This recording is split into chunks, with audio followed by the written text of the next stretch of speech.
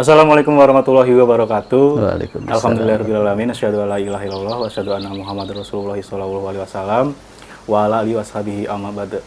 Pada kesempatan hari ini alhamdulillah kita kedatangan seorang tokoh dan guru kita yaitu Pak Yahya Aceng Karimullah, dan ini kan sebentar lagi menyambut bulan Ramadan ya Pak. Oh iya. Dan kebetulan alhamdulillah dari MUI sudah mengumumkan bahwa sholat tarawih dan sholat lainnya akan diadakan secara normal ya Pak. Mungkin gimana nih Pak keutamaan sholat tarawih? Iya, ya. Setiap kali kita ketemu Ramadan tentu tidak terpisah dari acara tarawih. Karena Rasulullah SAW menyabdakan, man qoma Ramadana imanan wahtisaban ghufirallahu ma taqaddama min dzambi. Barang siapa yang bisa sholat mengisi bulan Ramadan, yaitu sholat malam bulan Ramadan dengan dasar iman dan ihtisab, maka diampunilah dosa-dosa kita yang terdahulu. Jadi memang harus kita upayakan dan manfaatkan betul waktu Ramadan kita, siang hari dengan puasa, malam hari dengan taraweh.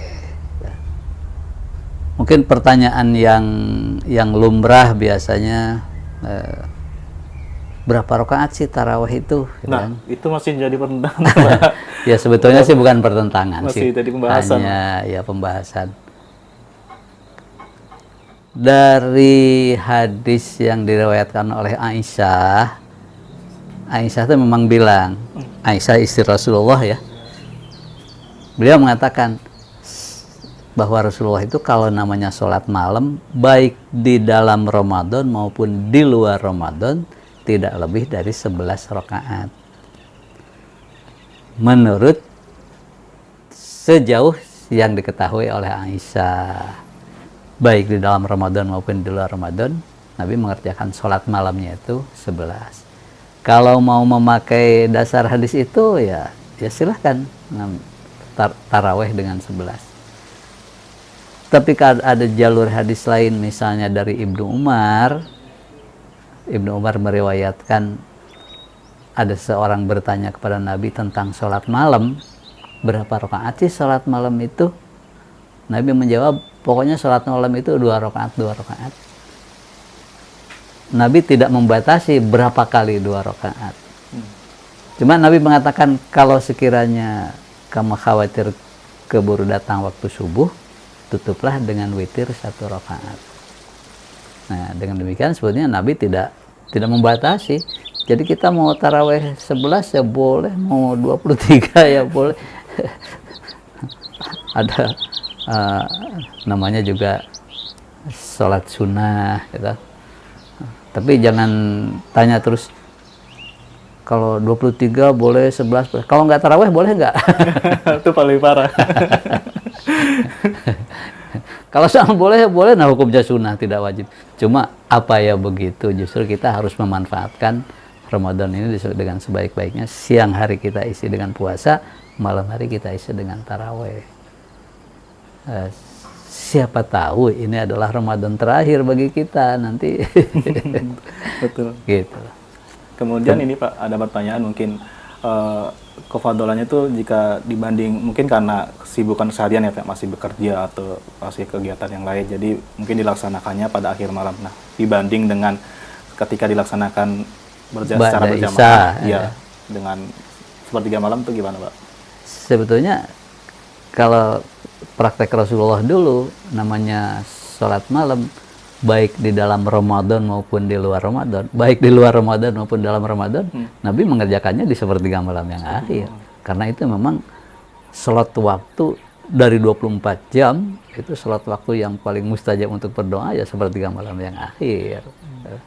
Melihat keutamaan, dilihat dari fadilah waktu. Hanya saja para ulama berijtihad, kemudian taraweh diadakan sesudah sholat isya dengan harapan lebih banyak orang bisa ikut. Tuh. Nah, jadi ibu-ibu bisa ikut, para pemuda bisa ikut, maka diadakanlah habis sholat isya. Jadi Nah, kenapa diijtihad dia bisa sholat ya? Supaya lebih banyak orang yang bisa ikut berjamaah, bisa ikut berpartisipasi. Dan tapi memang ada juga yang menjelaskan bahwa siapa yang sholat malam ikut dengan imam sampai witir, maka sama dengan pahala sholat sunat sepanjang malam juga kan ada juga. Iya. Mungkin pertanyaannya, kita pilih yang mana gitu, Iya. atau ya saya pilih yang mana gitu kan? Betul. Anda pilih habis isya apa sepertiga malam. sepertiga malam? Kalau saya sih silahkan Anda menilai diri Anda masing-masing. Kalau Anda termasuk orang yang rajin sholat malam, yang biasa sholat malam di sepertiga malam yang akhir, ya silahkan sepertiga malam yang akhir. Itu memang waktu yang mustajab. Tapi kalau Anda menilai diri Anda orang yang agak males sholat malam, ya sudahlah ikut habis isya aja. Daripada enggak Daripada sama sekali, nanti ya, Pak. malah mengandalkan akhir malam malah kebablasan, sibuk dengan sahur, ya sudahlah kita ikuti ijtihad yang sesudah sholat isya aja. Hanya satu hal, memang di masyarakat sendiri kan ada yang 11, ada yang 23 gitu ya. Saya kira masalah jumlah itu tidak usah dipertentangkan, toh sama-sama bolehnya. Hanya satu yang perlu kita ingat, mau tarawih 11, mau tarawih 23, mau tarawih 45, kalau ada satu hal yang perlu kita perhatikan, laksanakanlah itu dengan tumakninah. Jadi jangan karena mengejar rakaat yang banyak, akhirnya tumakninah diabaikan, ditinggalkan. Nah, itu namanya sholat tanpa tumakninah ya nggak diterima oleh Allah. Kualitas gitu ya. Jadi jangan mengejar kuantitas kemudian mengorbankan kualitas. Karena soal tumakninah itu seperti cerita ada seorang lelaki yang masuk ke masjid, terus dia sholat, dilihat oleh Nabi cara sholatnya bagaimana. Begitu dia ketemu dengan Nabi, Nabi mengatakan gimana? Kamu sholat lagi deh. Kamu belum sholat. Saya menilai kamu belum sholat. Sampai 3 kali kan orang itu sholat. Tapi tetap Nabi mengatakan kamu belum sholat kalau begitu. Terus emang kenapa Nabi saya nggak bisa sholat yang lebih baik dari ini? Akhirnya kan Nabi menjelaskan. Ya intinya kamu sholat itu harus tumakninah. Kalau ruku sampai betul-betul badan kita condong pada posisi ruku, sudah tumakninah, sudah tenang ruku, baru kemudian i'tidal. I'tidal pun sampai berdiri tegak, baru kemudian sujud. Makanya di para ulama memberikan fatwa bahwa tumakninahnya ruku, sujud itu kira-kira kalau orang membaca tasbih 3 kali gitu lah, itu udah dianggap cukup tumakninah. Walaupun misalnya membaca tasbih tidak mesti 3 kali juga kan. Kalau 1 kali tapi tasbihnya panjang kan. Ya. Yang penting tumakninahnya itu. Itu yang harus diperhatikan dalam tarawih kan. Jadi sekali lagi jangan mengejar rakaat yang banyak kemudian mengorbankan kualitas. Jadi kalau ada orang bisa tarawih memecahkan rekor cepat ya, cepat Tercepat. cepatnya tarawih itu bukan hal yang perlu dibanggakan gitu. Betul. Ya, lebih baik kerjakanlah dengan tenang, dengan tumakninah. Tumakninah itu kan menyangkut gerakannya. Adapun hati itu namanya khusyuk. Nah, jadi 2 hal, ada khusyuk, ada tumakninah. Itu dua-duanya harus dijaga. Bagaimana kalau sholat kita tidak khusyuk gitu kan? Ya. Mungkin terjadi karena ini Pak, tadi pas buka puasa diajar itu Pak, diantam. Terus pengen ikut sholat tarawihnya bareng tuh Pak. Jadi gak khusyuk. Ya. Masalahnya khusyuknya sholat itu kan termasuk kriteria orang beriman. Kalau di dalam surat Al-Mu'minun kan qad aflahal mu'minun, sungguh berbahagia orang iman, alladzina hum fi sholatihim khashi'un. Tandanya orang beriman itu sholatnya khusyuk. Jadi kalau kita sholat tidak khusyuk, jadi pertanyaan, kita ini orang iman beneran apa enggak sih, gitu loh masalahnya. Jadi nyangkutnya kepada kualitas iman kita. Kalau namanya orang iman, ya berusaha sholat sekhusyuk mungkin, gitu kan.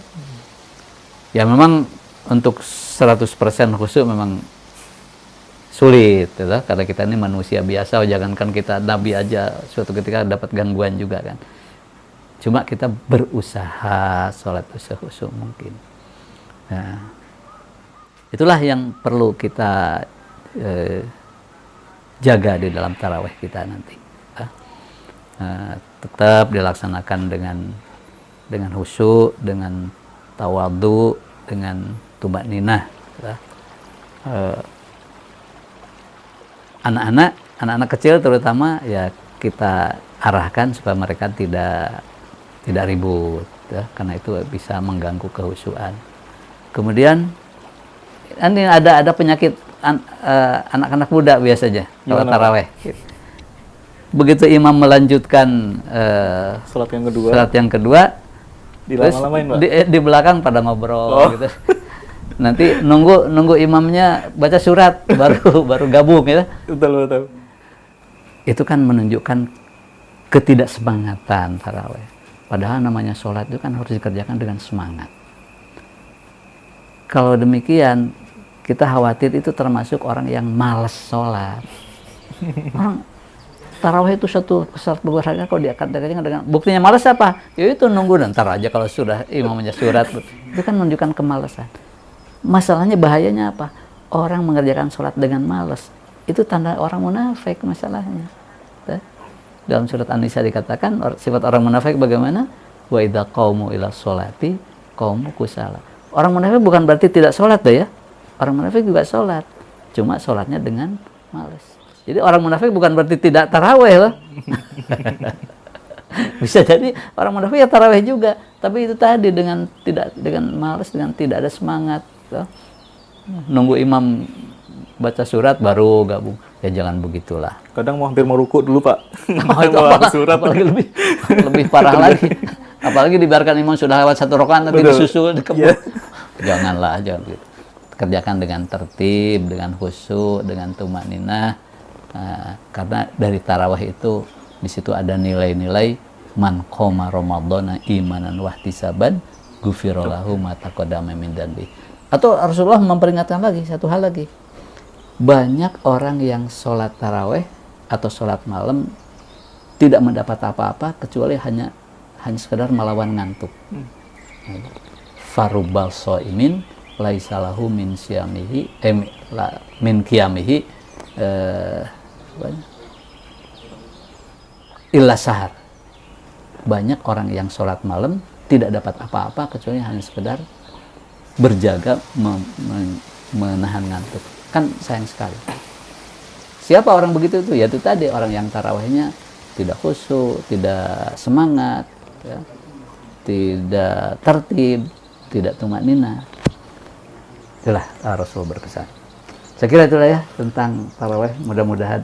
Satu lagi, Pak. Oh iya, silakan. Mungkin ini, Pak, yang sering jadi perbincangan. Kalau misalkan bacaan suratnya ada yang panjang, ada yang pendek terus, ada yang panjang gitu, Pak. Itu gimana, Pak? Mungkin kulhu terus. Kalau bagi imam, karena imam itu membawa di belakangnya banyak jamaah, disarankan jangan pakai surat yang panjang-panjang, gitu. Karena harus mengingat bahwa makmum itu kondisinya macam-macam, gitu. Ada yang sudah sepuh, bisa jadi kalau diajak surat yang panjang mungkin pegel. Jadi untuk itu disarankan surat yang pendek. Tapi dengan catatan kalau hanya surat An-Naba atau surat Saf itu ya jangan terus komplain kepada imamnya ya. Itu termasuk pendek begitu itulah. Jangan manja. Namanya surat pendek ya mesti kulhu lagi. Siap. Maksudnya jangan panjang itu jangan pakai Al-Baqarah, jangan pakai. Kalau surat As-Saff sih masih terus. Jadi makmum juga jangan manja-manja banget lah. Jangan lebay lah. Siap. Iya. Ya. Oke Pak, ya alhamdulillah jazakallahu khairan. Amin. Ya. Untuk Mudah-mudahan Allah kasih kita sehat selama Amin. Ramadan, bisa tarawih dengan tuntas. Amin. Alhamdulillah jazakumullah khairan. Nah, Amin. tadi penjelasan dari Pak Guru kita, Pak Kiai kita tentang sholat tarawih yang mungkin itu memang terjadi dan dilihat dengan kita mungkin bertahun-tahun melewati ibadah puasa, tapi sholat tarawih kita mungkin gak semangat, gak tumanina dan gak khusyuk. Itu jadi catatan untuk mengkoreksi diri agar ibadah kita berkualitas dan kita dapat pahalanya di bulan Ramadan. Bagi teman-teman generus yang ingin kita request bahas apa, tema apa, silahkan drop pertanyaannya di kolom komen. Dan dengan narasumber siapa, insya Allah kita berjumpa di konten berikutnya. Alhamdulillah jazakumullah khairan. Wassalamualaikum warahmatullahi wabarakatuh. Waalaikumsalam.